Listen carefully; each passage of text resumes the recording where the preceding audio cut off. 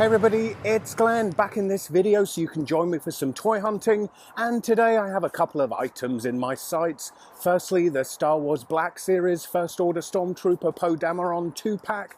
I've reserved that at Argos, where it's an exclusive here in the UK, exclusive to Target I believe in the US, so I'll be picking that up. And then Smith's website is listing the WWE Basic Series that Charlotte is a part of as in stock at my local store, so I'll be hitting there, crossing my fingers and hopefully picking her up too. And of course, we'll see what else we come across in my travels. So first up, I have Argos in my sights. So Argos is a British chain of shops, but I don't know if the concept of a catalogue shop, which Argos is uniquely British, or if you have versions of these overseas. If not, then this might seem really odd to you, but you shop from a catalogue in store, and everything in the catalogue is actually warehoused out of sight, out the back, and it's brought to you via being dumped on a conveyor belt. Anyway, let me pay for this.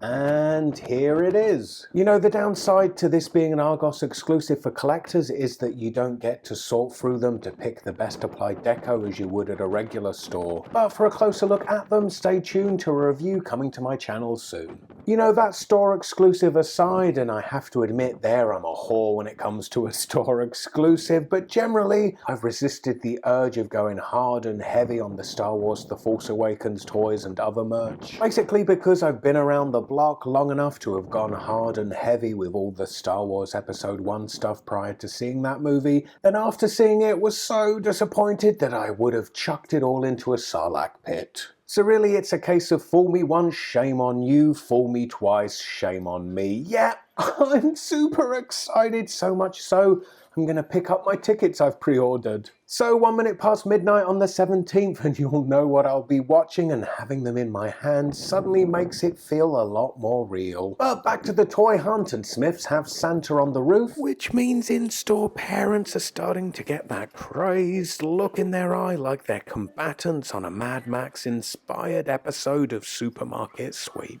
Of course, I'm here to add to my Divas collection by picking up Charlotte, which Smiths Online is touting as being in stock, but let's see what else they have. Ooh, this is the first time I'm seeing the Elite Series 38. There's APA Bradshaw. Who else is in the series? Of course, Farouk, but also Daniel Bryan, Roman Reigns, Adam Rose, and Macho Man. Check, check, check. Hang on, where's Farouk? Okay, here he is, and even though these weren't on the agenda, I have to admit I'm pretty tempted to get them. But while I think that over, let me focus on what I was here to collect, and that's Charlotte, which is Basic Series 50-something. Who else is in this series? And let's see if they have the whole set. There's a bunch of Corporate Kane, a Sting up there, more Corporate Kane. More Corporate Kane. Oh, there's El Torito. Now, I've lost track. We've had a defining moment Sting, but is the one in this series the first basic Sting? He does have a couple more over here. There's a few Bray Wyatts. And the Divas usually fly off the peg, so I'm glad to be snapping up Charlotte. And this Smiths were swimming in discounted Winter Soldiers for the longest time, and now it seems they've uncovered more cases of the entire wave out back. And with the mad panic I had to track down Widow when this first wave came out, who'd have thunk I'd be seeing her sitting on the shelf at discount. And to my surprise, they have the second wave of the Force Awakens Black Series. As I said, I'm trying to hold my nerve, but I must have Captain Phasma.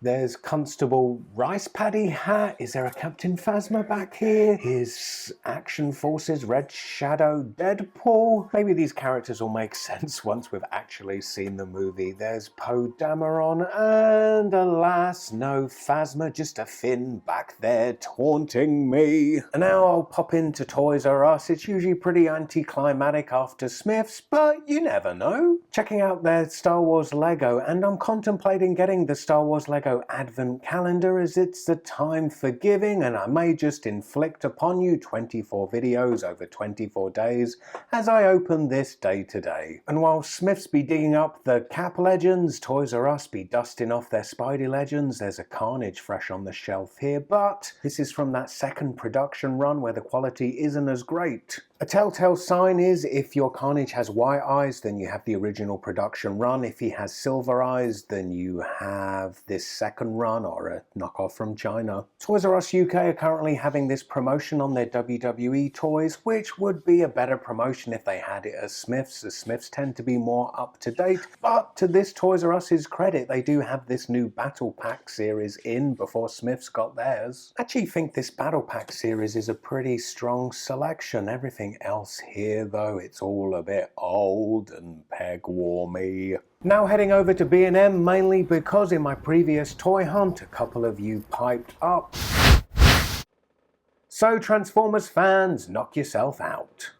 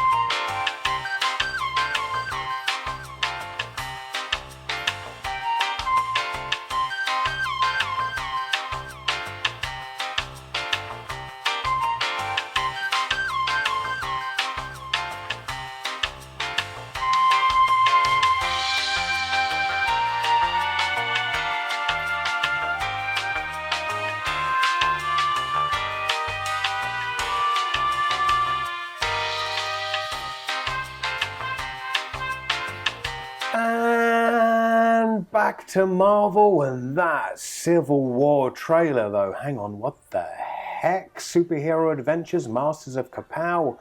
Hulk's been working on those pecs for sure. Press the cannon and blam! Who else we got back here? Oh, and the hits keep coming. It's Spider-Man and the Green Goblin. What do we do here to operate this? Oh, hang on while a grown man tries to figure out a toy for a 2-year-old. There, you guessed it, more blam. And in a previous toy hunt, I asked if I should cough up the cash for this knockoff Ultimate Wrestling set, and most of you said yes, so we'll all be suffering that together in a review at some point. And they have these figurines for $1.99, and the wrestler selections shows you they ain't that new. Brodus Clay has been bumping around TNA of late, right? Who else they got back here? Alberto Del Rio, whose recent return, I suppose, at least makes this kinda current again. And there's a perennial favourite, the Undertaker. Lo and behold, more blasts from action figure past. General Zod may have got his neck snapped in the movie, but it's B&M that his action figures have come to for a more peaceful demise. I've seen those Hawkeye and Iron Patriots previously, but it now seems they've added Captain America to the ranks. Oop, and we're going to have a reenactment of Civil War right in the aisles of B&M as here's Iron Man. Are you Team Cap?